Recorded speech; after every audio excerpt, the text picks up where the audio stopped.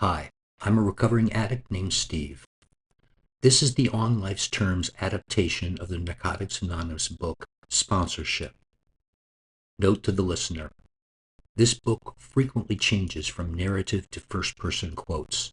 When the focus changes, you will hear this tone.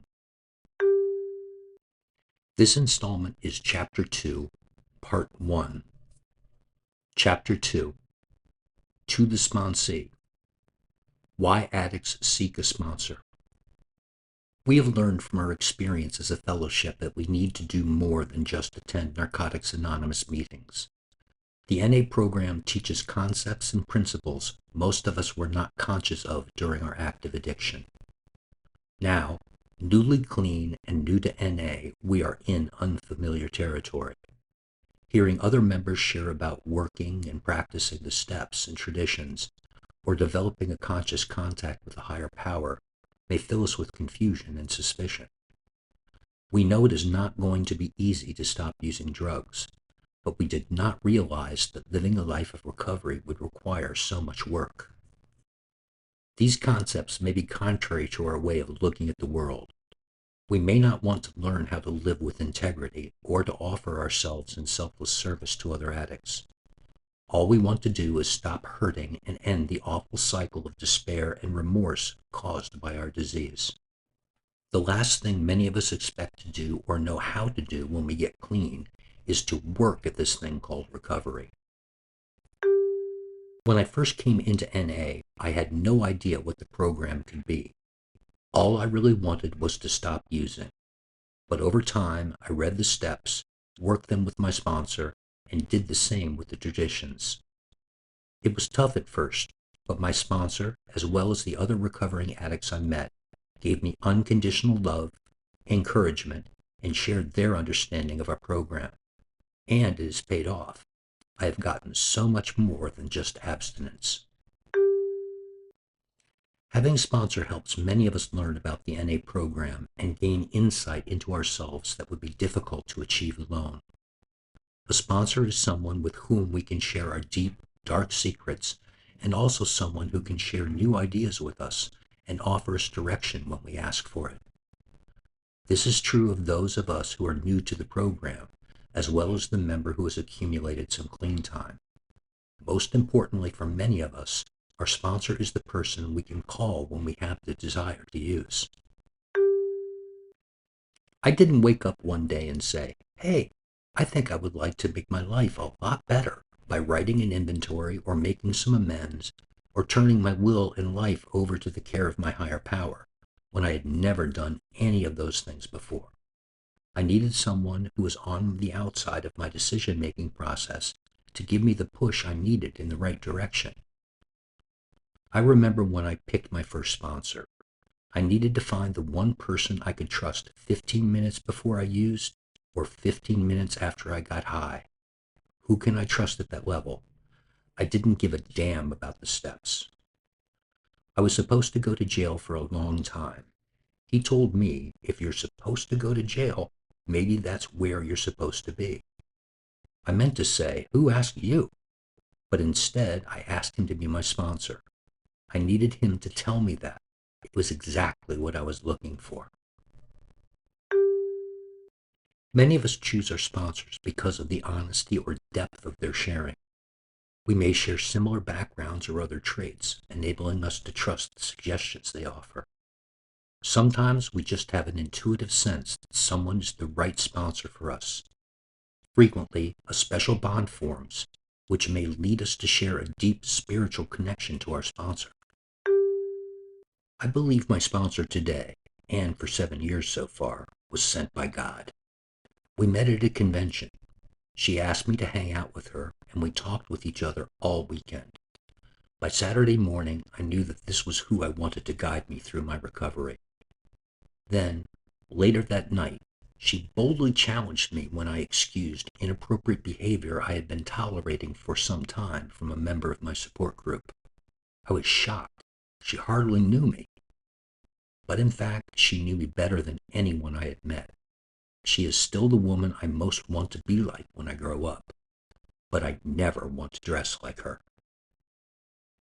For me, my sponsor is that one special person who I can go to with my personal questions, those questions that might embarrass me, or those of a very private nature. I can go to meetings and get experience, strength, and hope from the fellowship. But when I need that special attention, my sponsor is the special recovering addict sent to me from the God of my understanding. A few months before my third year clean, my sponsor moved to another city to pursue her career. Once again, I had the task of finding a new sponsor. I chose a woman who had comforted me one night when I was hurting. She seemed safe and comfortable.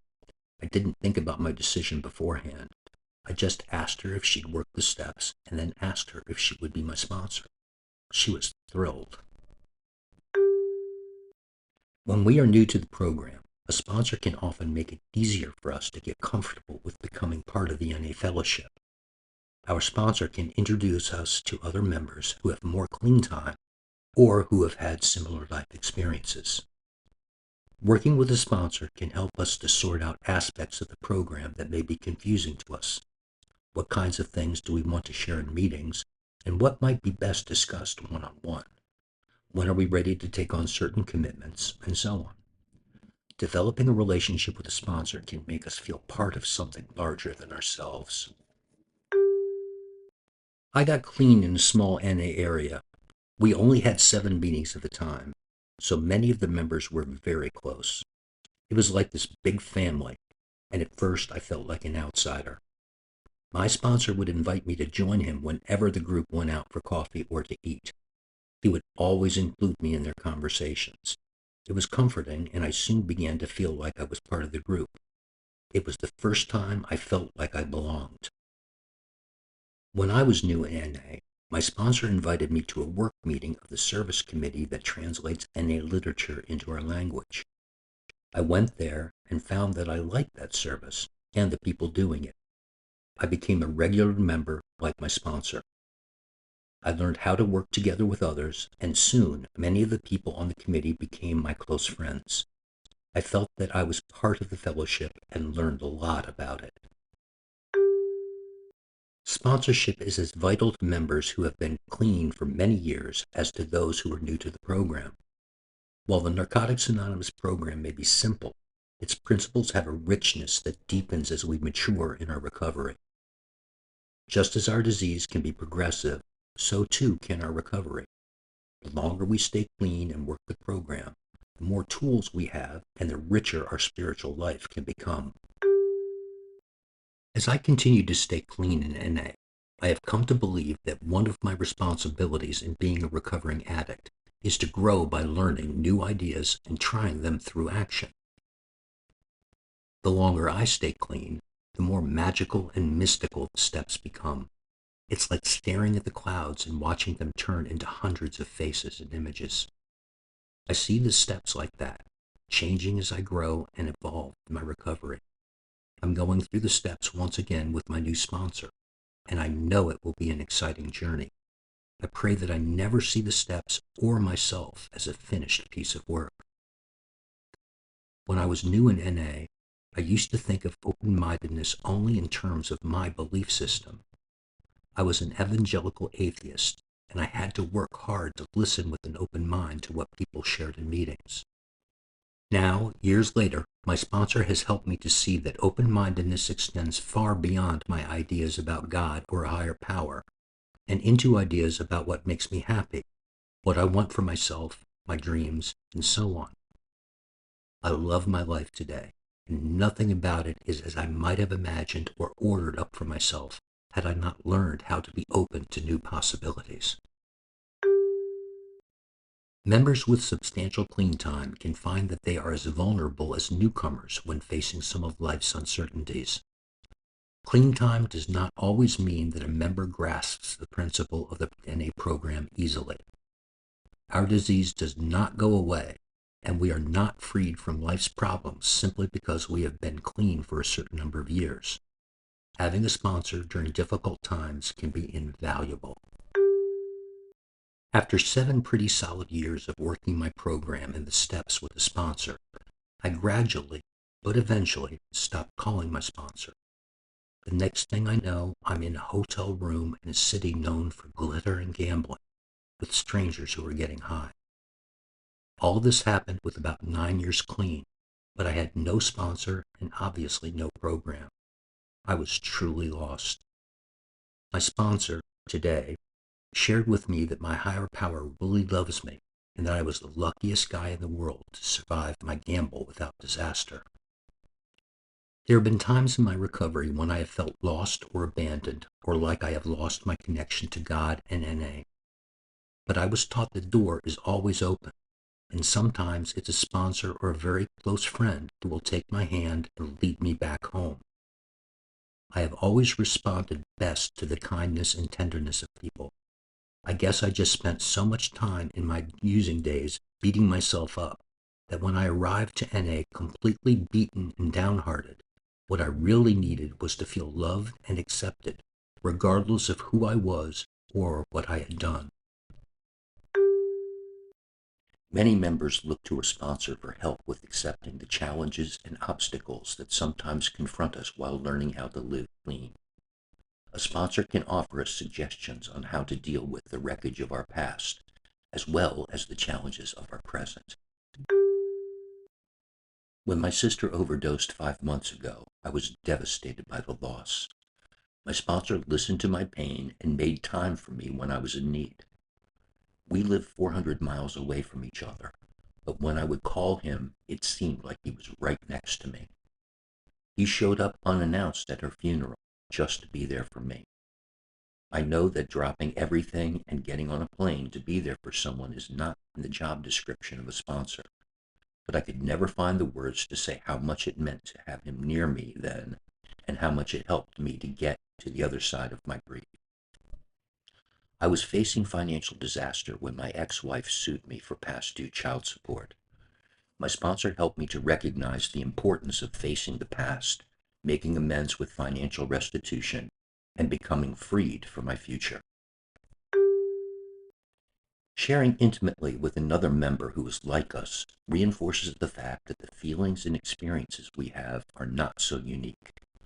Often, a sponsor has walked along the same path as a sponsee and can share his or her knowledge and experience with that situation. This in turn may help the sponsee to avoid some of the identical pitfalls the sponsor went through. When I had 10 years clean, I was experiencing midlife issues dealing with sexuality. I needed a new sponsor, but I knew very few people who had dealt with these issues and who had more clean time.